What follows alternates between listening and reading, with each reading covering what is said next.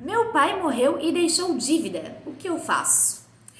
Bem, aqui Melissa Azevedo para conversar um pouquinho com vocês sobre direitos e deveres nesses casos de dívidas. Eu gosto muito de falar que herança é aquilo que os mortos deixam para que os vivos se matem. Isso é a realidade que a gente vê aqui no escritório, tá? Pessoal, então são duas. A gente tem que dividir essa hipótese em duas situações, tá?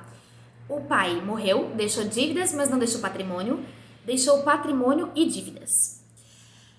No caso de morrer e não deixar patrimônio, a legislação diz que as dívidas se passam, né, devem ser pagas pelos herdeiros na medida da sua herança.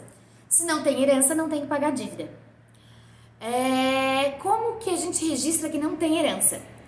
Através de um inventário negativo.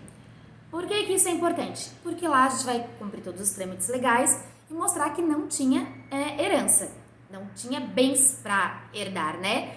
Mas tinha essas dívidas. Então, o juiz vai olhar e falar, não, realmente, só tinha dívidas, não tinha bens, então tá aqui feito inventário negativo. Ou, né, no cartório, se for o caso, fazer o inventário negativo. Isso é importante porque se um credor do teu pai vier a te processar depois, pedindo para você como filho pagar essa dívida porque você recebeu herança, você tem como comprovar que você não recebeu herança. Então, não tenho que pagar. No caso de meu pai morreu, deixou dívidas e deixou bens. Essas dívidas têm que constar no inventário.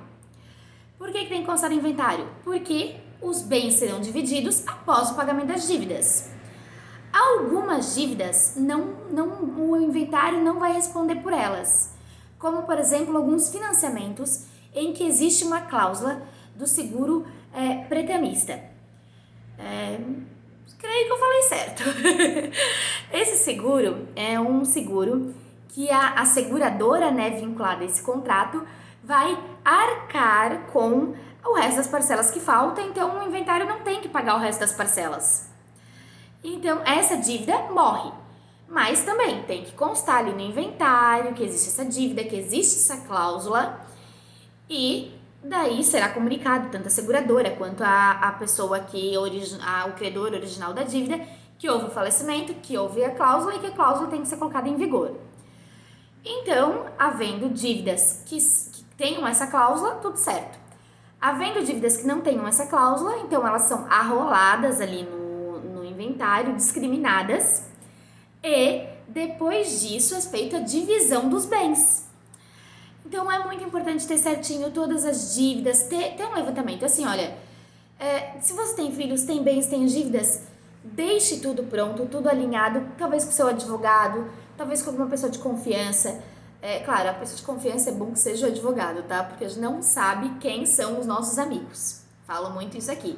Até filhos, parentes, como eu iniciei falando, herança é aquilo que os mortos deixam para que os vivos se matem. Então, às vezes a gente deixa alguma informação com alguma pessoa confiando na amizade, confiando naquela pessoa, e aquela pessoa trai a nossa confiança depois que nós estamos mortos e acaba prejudicando nossos filhos.